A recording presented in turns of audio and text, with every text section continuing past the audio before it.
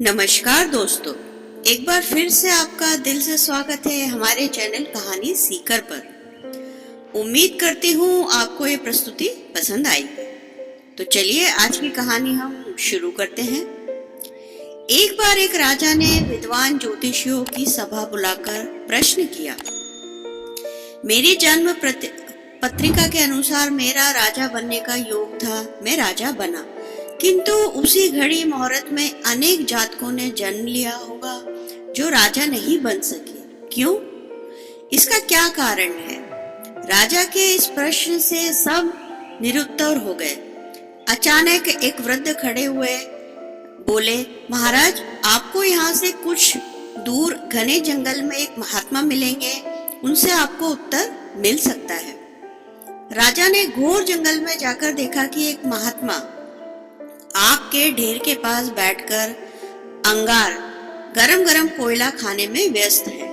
राजा ने महात्मा से जैसे ही प्रश्न पूछा, महात्मा ने क्रोधित होकर कहा, तेरे प्रश्न का उत्तर आगे पहाड़ियों के बीच एक और महात्मा है, वो दे सकते हैं। राजा की जिज्ञासा और बढ़ गई।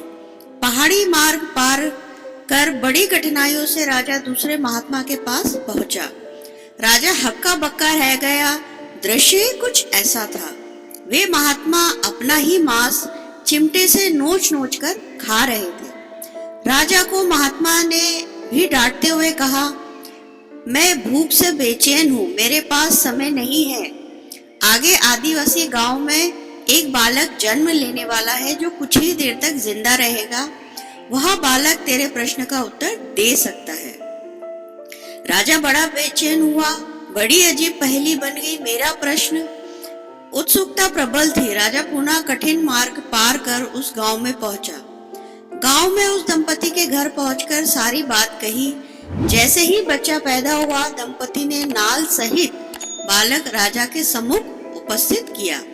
राजा को देखते ही बालक हंसते हुए बोला, राजन, मेरे पास भी समय नहीं है, किंतु तुम अपना उत्तर सुन लो।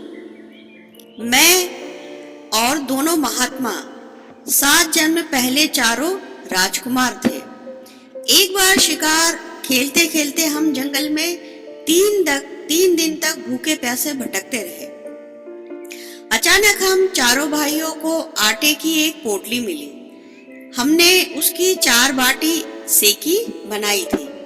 अपनी बाटी लेकर खाने ही बैठे थे कि भूख प्यास से तड़पते हुए एक महात्मा वहां आ गए।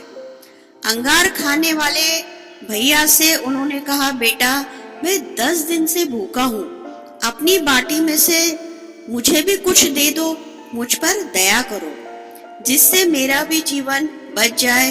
इतना सुनते ही भैया गुस्से से भड़क उठे और चिल्लाकर बोले, तुम्हें दे दूंगा तो मैं क्या खाऊंगा? मैं आग खाऊंगा? चलो भागो यहाँ से। वे महात्मा फिर मांस खाने वाले भैया के निकट आए। उनसे भी अपनी बात कही, किंतु उन भैया ने भी महात्मा से गुस्से में आकर कहा, बड़ी मुश्किल से प्राप्त ये बाटी तुम्हें दे दूंगा तो क्या मैं अपना मांस नोच कर खाऊंगा? भूख प्यासे लाचार वे महात्मा मेरे पास भी आए, मुझसे भी बाटी मांगी, किंतु मैंने भी भूख से धैर्य खोकर कह दिया कि चलो आगे बढ़ो, क्या मैं भूखा ही मरूं? अंतिम आशा लिए महात्मा, हे राजन, आपके पास भी वो आए। दया की याचना की। दया करते हुए खुशी से आपने अपनी बाटी में से आधी बाटी आदर सहित उन महात्मा को दे दी और उन्होंने अपनी भूख मिटाई। बाटी पाकर महात्मा बहुत खुश हुए, प्रसन्न हुए और बोले, तुम्हारा भविष्य तुम्हारे कर्म और व्यवहार से फलेगा। बालक ने कहा, इस प्रकार उस घटना के आधार पर हम अपना अपना भोग रहे हैं। और वो बालक मर गया। धरती पर एक समय में अनेकों फल फूल खिलते हैं, किंतु सबके रूप, गुण, आकार और स्वाद अलग होते हैं, भिन्न होते हैं। राजा ने माना कि शास्त्र भी 3 प्रकार के हैं, ज्योतिष शास्त्र, कर्तव्य शास्त्र और व्यवहार शास्त्र। जातक सब अपना किया दिया लिया ही पाते हैं। गलत पासवर्ड से जब एक छोटा सा मोबाइल भी नहीं खुलता तो यह तो जीवन है। तो सोचिए गलत कर्मों से स्वर्ग के दरवाजे कैसे खुलेंगे, कैसे अब सबका भला होगा। दोस्तों, अगर आपको हमारी ये प्रस्तुति पसंद आई हो तो हमें कमेंट करना ना भूलें, लाइक और शेयर करें, और आप हमारे चैनल पर पहली बार आए हैं तो चैनल को सब्सक्राइब अवश्य करें। अब मैं आपको मिलूंगी अगले वीडियो में एक और नई ज्ञानवर्धक कहानी के साथ। तब तक के लिए धन्यवाद।